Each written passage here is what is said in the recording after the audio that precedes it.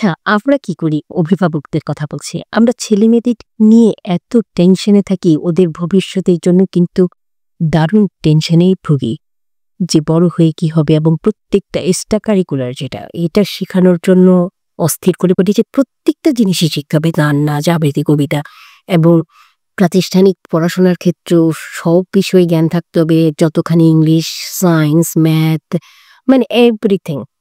প্রত্যেকটা বিষয়, হিস্ট্রি বলেন, জিওগ্রাফি বলেন, প্রত্যেকটা বিষয়েই আমরা গার্ডিয়ানটা কিভাবে যে অবশ্যই মানে সমানভাবে পারদর্শী হতে হবে। ইদানিং সিঙ্গাপুরের একজন প্রিন্সিপাল অভিভাবকদের কাছে একটা চিঠি লিখেছেন। ওই চিঠিটা সম্পর্কে আপনাদের একটু জানাতে চাই। চিঠিটা বাংলায় অনুবাদ করলে অনেকটা এইরকম হয় আর কি। প্রিয় অভিভাবক, কয়েকদিনের মধ্যে আপনার সন্তানদের পরীক্ষা শুরু হবে। আমি জানি আপনারা খুব আশা করছেন যে আপনাদের ছেলেমেয়েরা পরীক্ষায় খুব ভালো রেজাল্ট করবে। একটা বিষয় মনে রাখবেন যে যারা পরীক্ষা দিতে বসবে তাদের মধ্যে নিশ্চয়ই একজন ভবিষ্যতে শিল্পী হবে, যার গণিত শেখার কোনো দরকার নেই।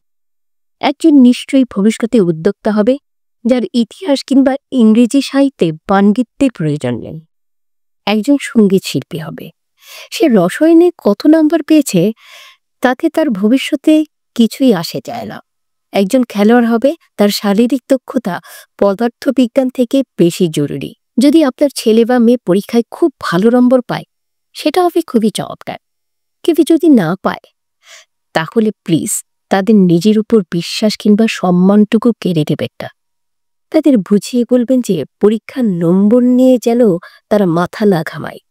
এটা তো আর পরীক্ষা ছাড়া আর কিছুই নয়, তাদের জীবনে আরো বড় কিছু করার জন্য প্রস্তুত করা হচ্ছে।